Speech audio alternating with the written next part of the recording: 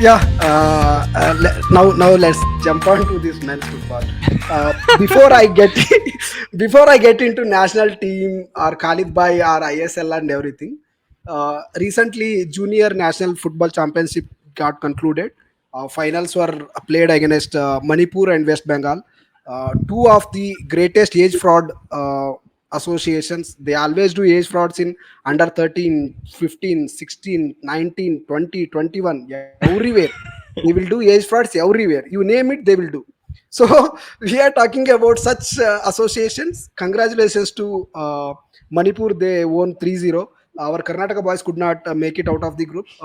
We had two good results, and we lost 1-0 to Manipur, same team who Manipur. went on to win this national football championship. And I don't think like there are lot of experienced experts in the Indian football has talked about this age fraud, and they gave up. It's not like they don't want to make change. They gave up, literally gave up. If you remember, Tejas, if you remember these Arka and everybody, right? You Hmm. remember that Sandeep podcast and everything. They used to talk so much about this age fraud, and we still have it in 2025.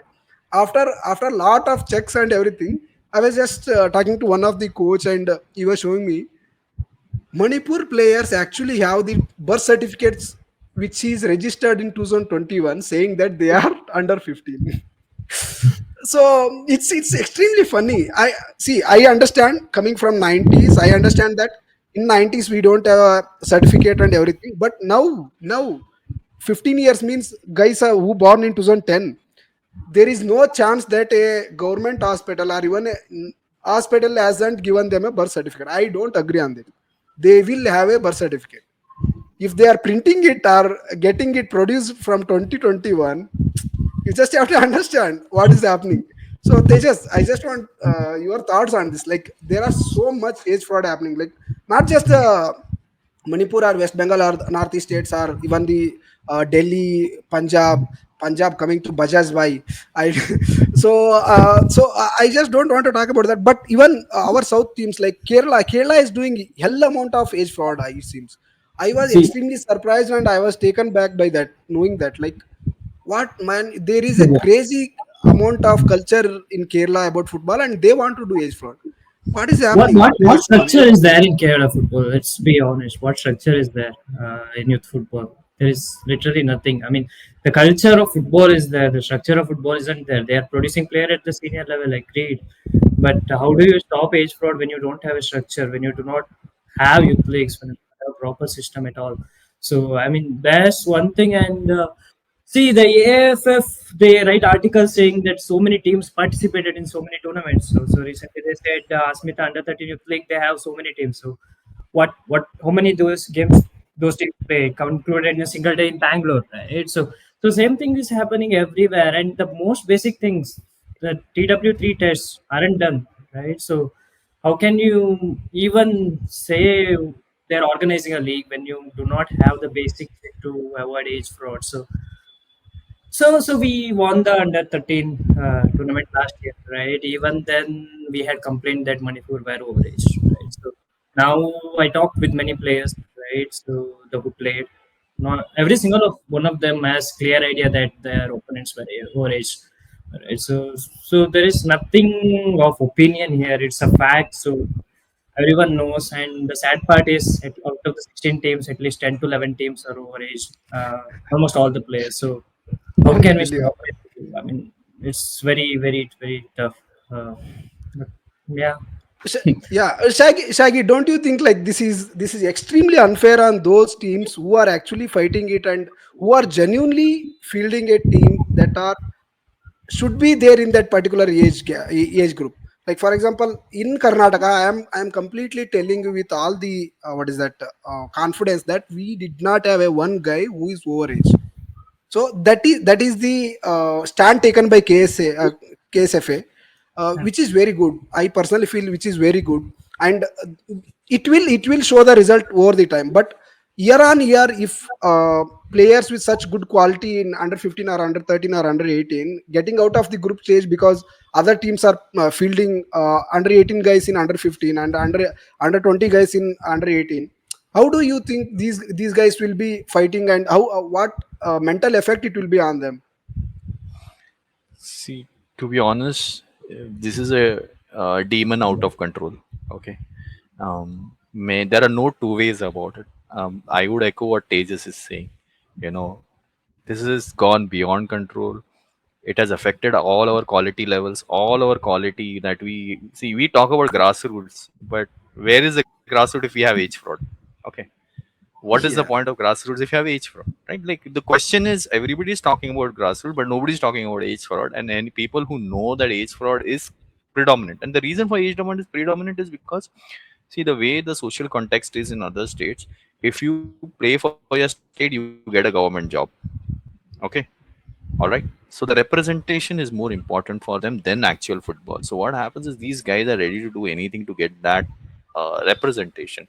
It boils down to economic benefits for them, right? But at the same time, when you come back now that we are looking at this problem in retrospective, rather than actually looking at the quality of the men's team and then talking about grassroots and now talking about age fraud. Okay, so these are like dots you can connect, right? Why is your quality at NT level so bad?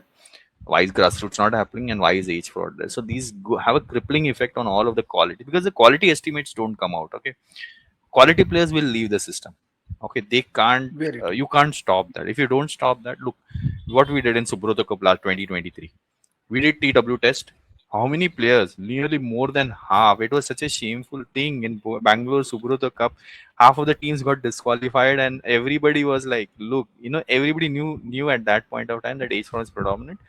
So I feel it's very confidence demoralizing for the guys who are doing it clean. Okay, because you obviously know that your opponents are not. It's an unfair competition. Just let's say it. Okay, what it is. You cannot beat around the bush saying that okay, it's fair or it's unfair. You can't also say motivational speeches to these guys who have been treated, because you can't take care of Yeah, the ecosystem, right? Like, so I can't go and pump in saying that no, you have to beat the guys who are older than you and everything. It doesn't work. We have failed in that aspect. So I like that Tejas brought up the point of TW test. Okay, because up till I don't know why they stopped the TW test. Probably it's economic costly that they have to do, and or skeletal stress, whichever they want to do to establish this. Because not only should the players be punished, but the coaches should also be punished. Okay, very why we true. have not talked about coaches? Why we are only talking about players? Because obviously the coaches have to finalize. Don't coaches know that these players are overaged? I mean, it's a catch-22 situation. If I go back, you know that the coaches are responsible equally for getting this, but I have seen no action against coaches. So that means it's virtually something. Now we go back to coaches who are implementing it, doing it. No, look, as a coach you can make out, right, that this play is not for that age group, right? Like I feel there is some sort of at this level that if we don't have stringent laws and punishment, I don't think we can control it, because it's so rampant that it's just taken as second nature now. Like it's just a second nature. Like okay, that's one of the things that we have to address this, and address this. Probably at least Karnataka trying to address it is just one part of the story. But we are just a small system within a bigger system, Yeah, right? And the other thing I was always recommending is that at the youth, let's send these players abroad. Whoever is capable, don't stay in the league, go out, so that at least you come back with some quality, rather than this whole business of age fraud. Then lot of our NT players, if you look at it, do you really think they represent their age? Why are they yeah, tapering off at their peak? Why are yeah, they tapering out the peak, 27, right? Whereas why 26. is 27? Why they're tapering off? Now there are some deeper questions which I don't want to raise over here. And that why. Then you start talking about okay, XYZ things, but hard reality, not possible to resolve it without actually some sort of a legislation.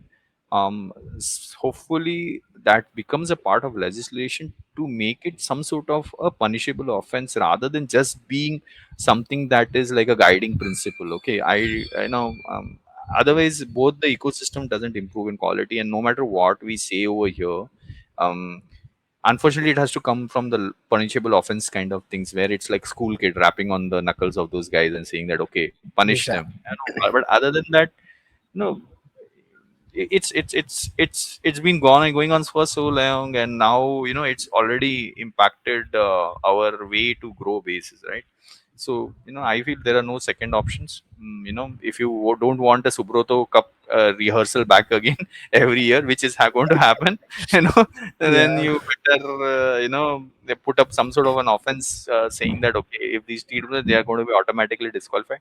But since one does it, everybody does it. Then that's how it is. Okay, so you might they will go and see that if one team is like Manipur doing it or XYZ team doing it or A state doing it, everybody follows and does the same because hey, look, they are doing it, so we can also do it. So Yeah. catch 20 And situation. end of the day, they just want to win a cup and get some money from the government because they own the cup and everything. That approach or that mindset has to change. There is no other way here. Like, for example, I'll tell you, if there is a age fraud found in any team, coach has to disqualify this guy. This guy should not be allowed to coach any team for next 3 or 4 years. Something as strict as something this has to come out. Otherwise you just disqualify them for that particular tournament, they will go to another tournament and play the same squad. In Karnataka we have DPDL for youth teams and everything, which is awesome actually. They are doing these checks and everything. Even Yes, with that, yeah, even with that we have a lot of teams complaining about age fraud. And there is a team who came from Punjab to Bangalore. They established their team here, and they are spreading the age fraud virus like anything to other teams. I have been hearing from coaches saying that because of this particular guy, other teams are now doing it because they also want to win. No, it is not just they don't want to they just don't want to participate. They want to win because if they win, they get the sponsors, they get lot of kids to Exactly. academy. Everything is money. That is not at all taken out. But one has to understand you can't be a savior. Also, you can't be a age fraud doing machine. It is just unbelievable. Like I can't even digest the fact that this guy talks so much about the Indian football improvement and everything. He shit on every other president who comes to AFF and thinks that they don't work, and he is the only guy who's working and does the stuffs. Takes the team to outside India who don't know anything about that tournament and puts on Indian national team flag, and he just boosts saying India beat Argentina, India beat Norway, India beat no one, bro. India beat no one. We are still not even qualifying for Asian Cups. What is the use of beating Argentina? What are you talking? It is So it is so maybe pathetic, man. Manju, so at this point, right? I'll say Indian football is a battle of contradictions. Okay, Absolutely, yeah. you hear one person saying one thing at the same time and doing something really opposite at the other time, right? So I am like, okay, we are appointed Khalid Jamil. Okay, where is the NOC? Okay, nobody knows. Okay, now everybody's going. Why did you appoint Khalid Jamil now? Okay, you don't have an NOC. Okay, so this is a fun. Like I'm trying Circus. to say is like if it is the term circus, that's Yeah. very important. So maybe Tejas and Manju, if now my own like watching Indian football closely is like, okay, no matter how motivated who puts it, validated by, like Right. there is no validation on ground level. People speak here on My castles and God. air are built. Everybody will start building those castles in air, and then suddenly you will see find the implementation like we'll peak like this and we'll do this much. Okay, so Yeah. I feel somewhere this contradiction battle just because they want to be bigger than the see they want to play to the gallery saying that okay we are doing this and what is already there we know, but you know we know that the quality is not that. No matter where you go in Europe, you're probably beating their tier 2 and tier 3 and claiming that we beat their top Yeah. team. Okay, I don't want to go there, but look, hey, if that's the case, like then why is this allegation coming against you, right? So you don't talk about it. The whole idea is of creating a how do I say it, image or Yes. perception that we are the doyens of Indian football and trying to say I I I get, and some of these fan bases buy it also, which is like quite more ridiculous. Like, Yes. see, that, look, that is look, horrible. Like, no, do you even okay. have mind or not? See, even I You have know, fallen Nothing. prey. I have fallen prey. Okay, I have fallen prey to this, and I have kind of like Javi Hernandez. Okay, Yeah. okay, that news. Okay, now I don't want to go to there, but I was thinking Manju that will give is me party for having Javi as a coach. Okay, like okay, it's like a proper Lamasya uncle, and I was like, oh my Oh god, my wait a god. minute. Until we got royally fooled, man. We got royally fooled. Yeah, So I am yeah, trying yeah. to say is that I have burnt my hands watching Indian football in the senses. So one of the things that I do is like I know Arunava tends to be he speaks about all of these issues. Uh, People should go and listen. The point is like Very true, I very I true. have nowadays I've got that there are so much of fighting within the men's entity that it's demoralizing to watch Indian football. There is just absolutely dark clouds. There is no way people are understanding the kind of mess we have landed ourselves into with the Supreme Court judgment, with the sports code. Also, I have a little bit of more concerns with the sports code because if that happens, we are open to third party interferences again back with government, and again we are most likely going to get banned. Okay, Bad. I don't want to Yeah, say because these all points that are coming together now, right? When it comes to age fraud, these kind of cyclic nature of problems, right? Wherein it's like there needs to be a proper leadership first to be placed to actually put some sort of a governance over the state affairs and this to really counter these deeper problems within the thing. And again, at the same time, Indian football media is again one crazy bunch of folks. Okay, so my God. very few people have the patience to sit and validate every news. Okay, I know you could get it wrong once. So nowadays, people are starting to cross question this whole business of the news generation mechanism that we have, right? Just to deflect attention.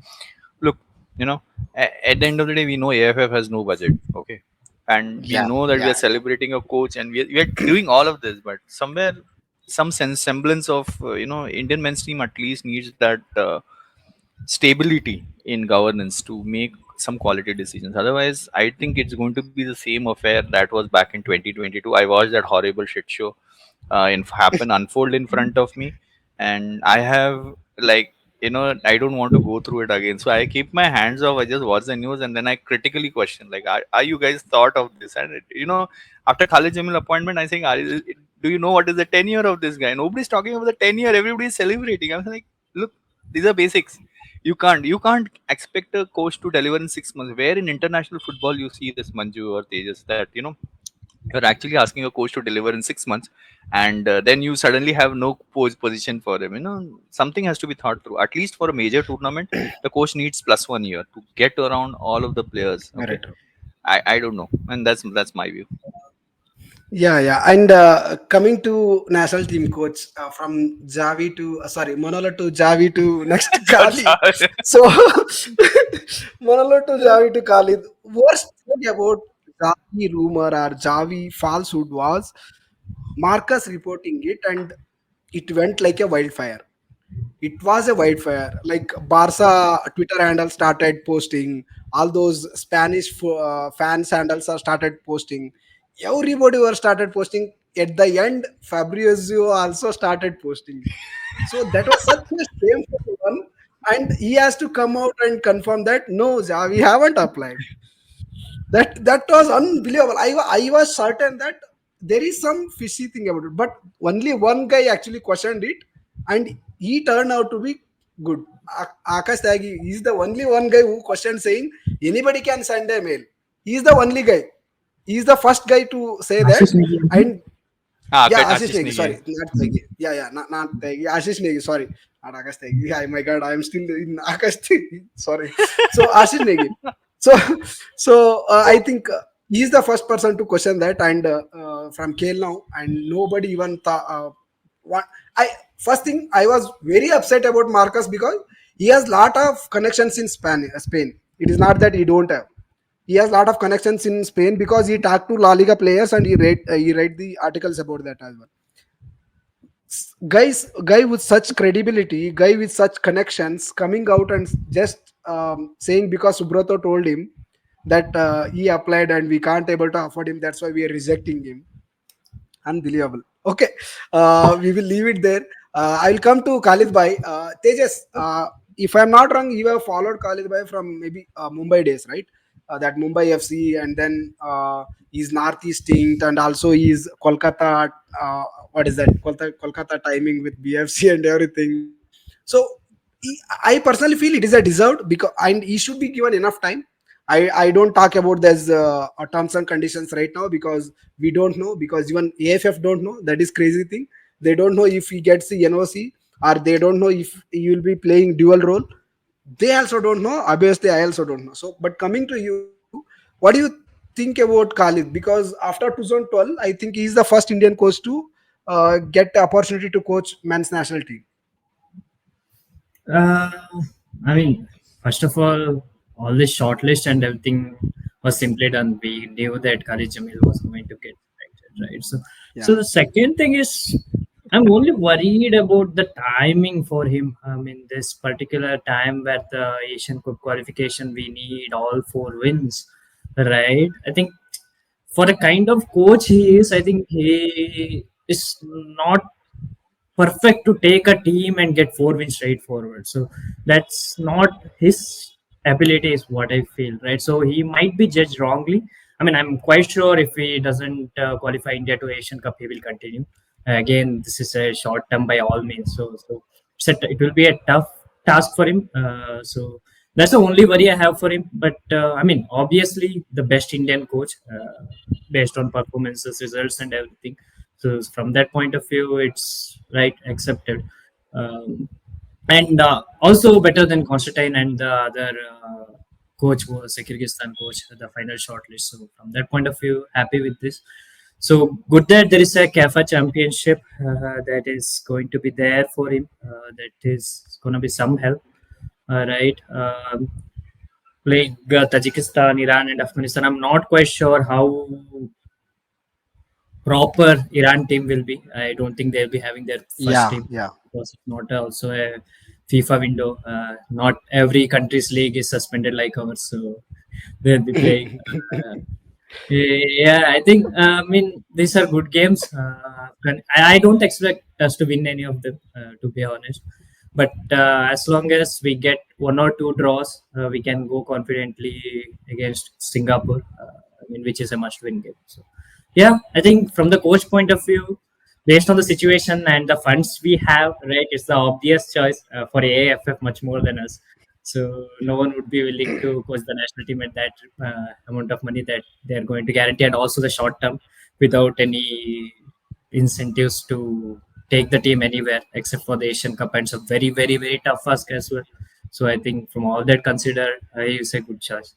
Let's hope we win the both the games against Singapore. That will put us in better stead. Before. Total understandable. If somebody is thinking from the point of view from AFF, no, definitely it is Khalid, because he won't cost you much, and Right. he will be willing to take multi role as well, like Jamshedpur as well, but which should not be the case. I personally feel, because it will again mess up things. One good thing about Khalid is I personally feel he is not a yes man. I think that so, Mm. because he coached in East Bengal and he wasn't a yes man there, and he coached elsewhere. He wasn't a yes man anywhere. So hopefully that yes man, that his stubbornness or the his pragmatic approach towards the game will definitely help us. But and if we doesn't qualify directly, I mean, if we doesn't qualify for Asian Cup as well, I'm not surprised, because it's already out of our hand.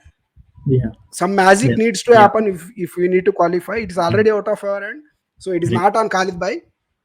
That everyone has to understand, is it is not on Khalid Bhai.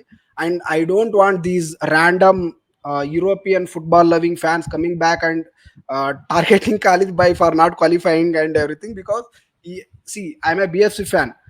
There cannot be a more hater of a Khalid than a BFC fan. I am telling you, there is nobody who hates Khalid more than BFC fans, because he did that to us.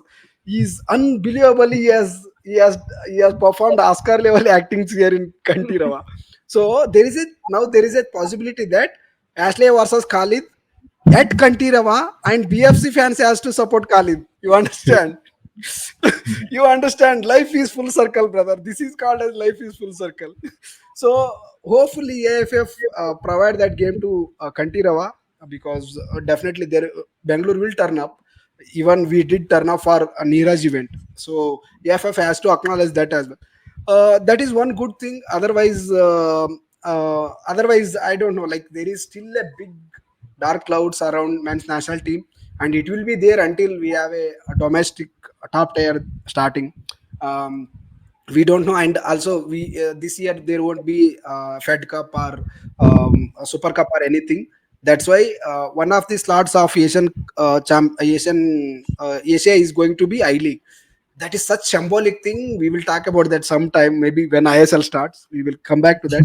But when ISL starts, yeah, we come to that point. When ISL is starting, Tejas, when is ISL starting? Lot of people saying when ISL starting. You ask this question to Parth Jindal, he don't know. You ask this question to Rohan Sharma, he don't. He might again shift to other city because Odisha government is not helping him now. So and they announced that they are introduce like bringing up the force measure, and they won't be paying for their players for now until this ISL things get solved. And ನಾನು recent ಆಗಿ ಒಂದು report ಕೂಡ ಓದಿದೆ. 8 of the teams from ISL has asked for a dialogue with AFF, and they want to know what is the next future plan. And only one small thing that is hurting here is because of this ISL, all this youth football and all these planning for youth football, that is being hindered or that is being affected. That is something I personally think thought that that won't be happening because lot of clubs are serious about their youth structure and everything. Even a team like BFC, we are not taking up any steps towards our youth teams and anything. There is a camp going on already in Ballari. That is good thing. Maybe our BDFA team and everything are everybody is there. But Tejas, what do you think? Like, definitely there is nobody knows when is ISL going to start. What is your thought on this? Yeah, So I mean, it's AFF problem, but it's not their problem right now. Basically, they can't do anything about it right now, but they are the ones who caused it. So right now we are as helpless as AFF just to wait, right? Because yeah, it depends on court and all the other things. So only thing is that how to get it done quickly, right? And who is pressurizing towards it? Who is working towards it? We know there is a communication between ISL clubs and AFF and AFF and ISL clubs, but AFF hasn't come back with the things that what they're going to do about it. They have just said they're going to do anything as much as they can, but what they are doing, like literally, like we do not know about it. So we get news from Marcus and Negi saying that the hearing is postponed, hearing is next week, next week, next week, but no one has even now given a date. So right, yeah, we also don't have answers. So they just hope that things get proper. So and the very point true. is, are AFF planning once the constitution or whatever we are waiting for? Are AFF planning what will be the discussion between FSDL and them? So that is another thing I think is going to take at least a month time. It is not something that is going to be decided within a days or something, right? At least a month time, and AFF has to bend now because they have no other option. Yeah, the option. Yeah, So I think we are expecting at least 2 months. Uh, October is the best I think we can hope for any sort of league discussion to start or it to start. I think the teams which are going to struggle is Goa and Mohun Bagan, especially the Champions East League Bengal. match. Yeah, The two good teams with the good form. I hoped very much good things from them, but these situations have also troubled their preparations and also, yeah, let's see. very true. And Goa has made lot of investments with bringing in La Liga two players or some legends of La Liga and everything. So it's extremely tough on them because they have to be paying them. It is a contract; they can't be running away from that. And we don't know. And with this uncertainty, it is extremely difficult for any club. We can directly understand right now. We can empathize towards those owners right now because they every year they are spending some 20-30 crores on these operations, and they are not even getting something back, which is like no, there is no rate return investment. There is zero. Everybody is in loss in Indian football. That is in men's football. Everybody is in loss. With that situation, there comes a time when they don't know when the league is starting. It is just symbolic, and no, everybody who is responsible in the AFF, do not have any moral reasons to stay there. Actually, they have to reason and go out, but they won't do that. We all know. Um, yeah, yeah, So yeah, Shaggy, yeah. I was see, this situation has been developing ever since the new IIFF taken to picture from 2022. They had the time for 3 years. Okay, mind it, 3 years. And I remember I was talking to Arnava. He was saying in 2023 itself, like, this has to be taken in control. We are nearing a very date that they didn't take care of it for 3 years, and they started last year, My and God. now we are into such a situation that everybody was given that false assurance that, hey, we'll sort it out. And until they gave that assurance, until it was not okay. So it's a very, I used to say, a very humbling experience for us, that even as football fans, right? Like, we were also taken for a little bit of a ride, only given a false assurance saying that, Yeah, yeah, yeah, yeah, it'll work out, it'll work out, it'll work out. And then they started, really things started cropping up that, hey, these guys are not ready. And there are such bodies within AIFA which are against each other, that it's not possible now until a Supreme Court judgment comes. And what Tejas is saying, I am still a little bit more. Tejas is a little optimistic than me. Okay, that he's saying October.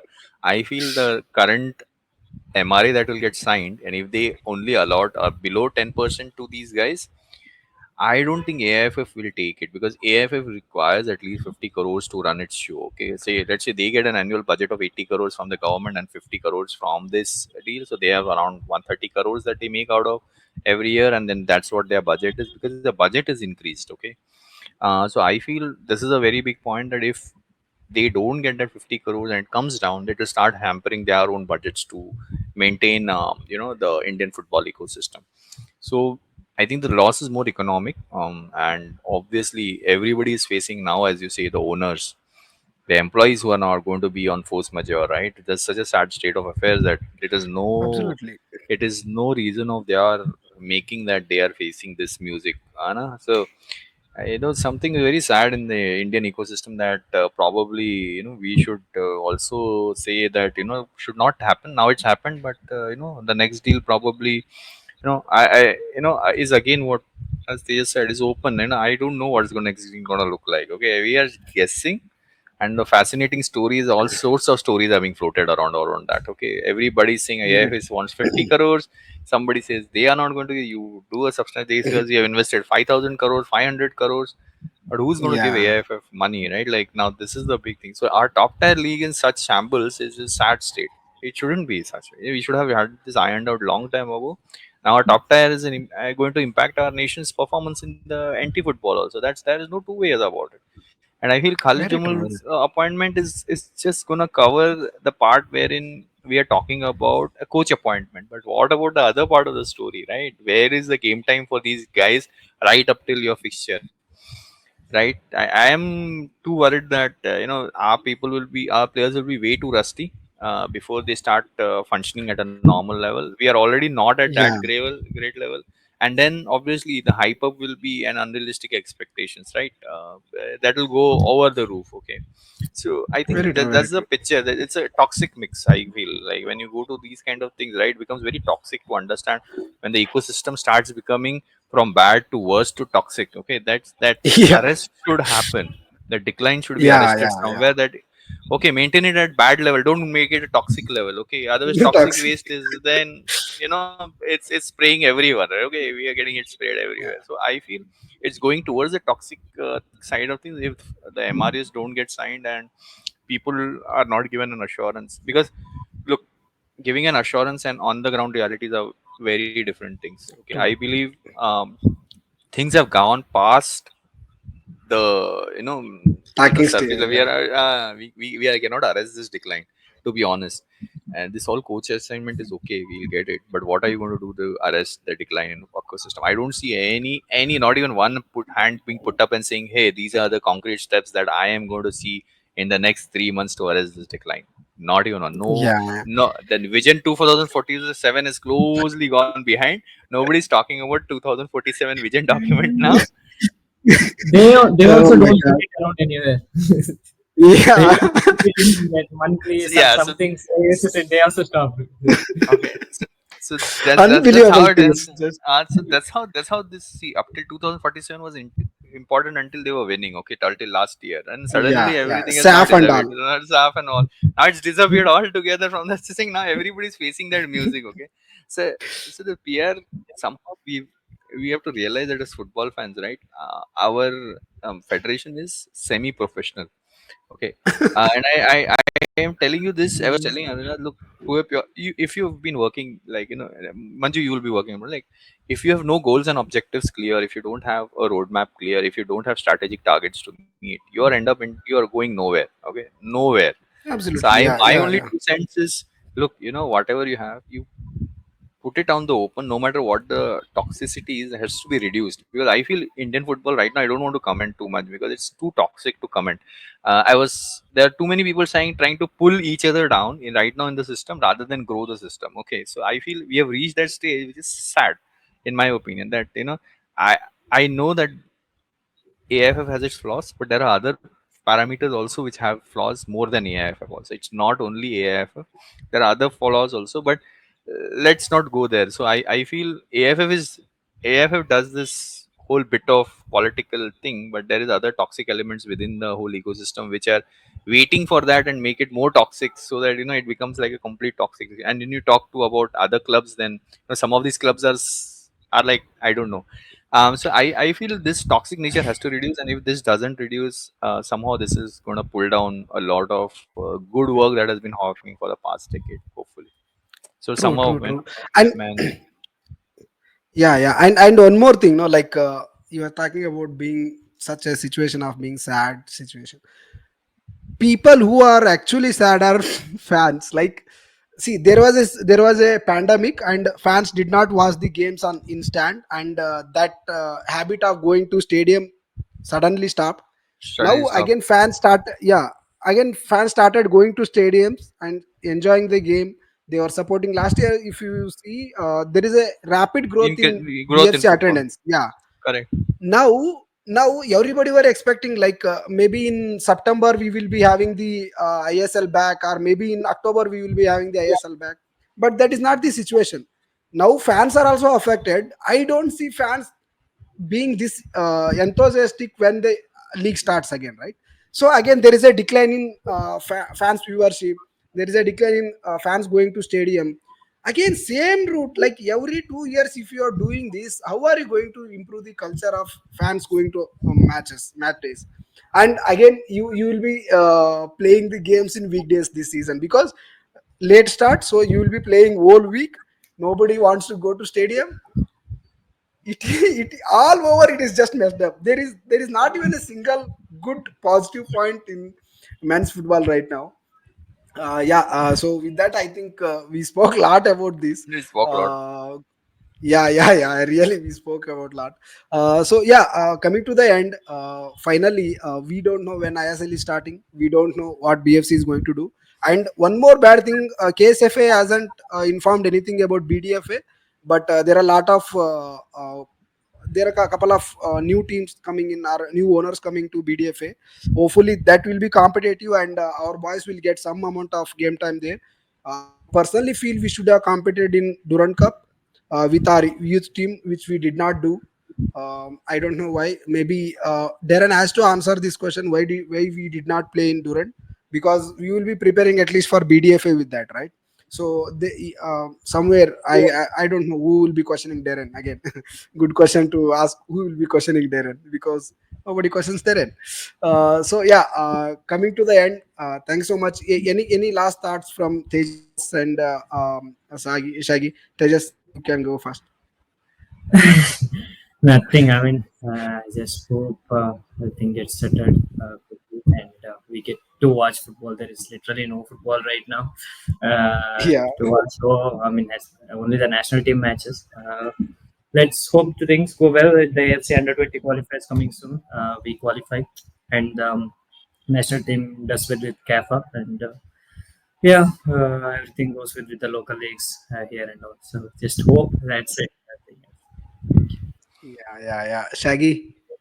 So from my end, I think I always look at this like in two ways, right? Some one door closes, the other door opens. So maybe the men's door closing to has opened the Close. door a lot for the women's football viewership. I have seen suddenly somehow the spurt in Indian people talking about the Indian football fans talking about women's football. Okay, which is Very true. amazing to see, very needed. So I don't want to say that men's football you should not watch or whatever is happening in men's football is sad. It's beyond even the fans' control. I believe fans cannot do too much except just speak about it and hope that the situation gets resolved because we are just one small part of the ecosystem. Then there are other players in the ecosystem which have to come to terms with the this point of sadness that is happening in the ecosystem. But at the same time, something good that is happening is women's football. I believe this is somehow what is it manifestation of certain things that people have to Yeah, a time has come for women's football to come. So you have a Asia Cup, you have a World Cup chance, which is, if as you say, would be a feather in the cap of the AF if it pulls out that. Okay. So even for the football fans, it becomes a little bit of a silver lightning in the dark clouds.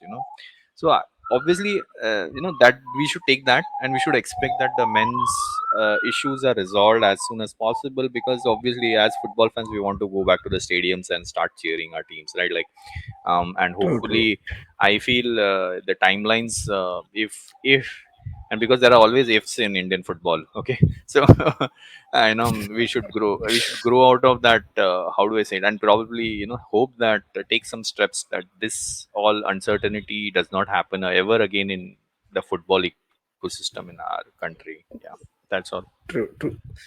Thank you so much, Shaggy. Again, thank you so much for coming to this show. Good to have you, and it's wonderful to talk to you always. Like a lot of informative things from women's football. Also, you are closely following even the international football of women's football, so you have a lot of knowledge on that. Thanks so much, and thank you so much, Tejas, for again joining in. And one last thing I want to say to all the fans who are missing football in stadium. Right now, BFC Women's are playing in KWL. We have 3rd August also we have weekday 4 p.m. game, and also 10th August it is also weekend. Sorry, not a weekday, weekend. 10th August same 4 p.m. game. So please do go and watch and support these girls. They are actually doing their best. Hopefully, you enjoy that and as well. So I know we are all missing Kantirawa. We are all missing very dearly. We are expecting when the open training session is happening, but meanwhile we have these girls to support as well. So please do visit KWL and BFS and watch KWL. Thank you so much again for tuning in, and uh, keep supporting. Thank you so much. Thank you, guys. Thanks. Hey, bye Tejas, bye Anju.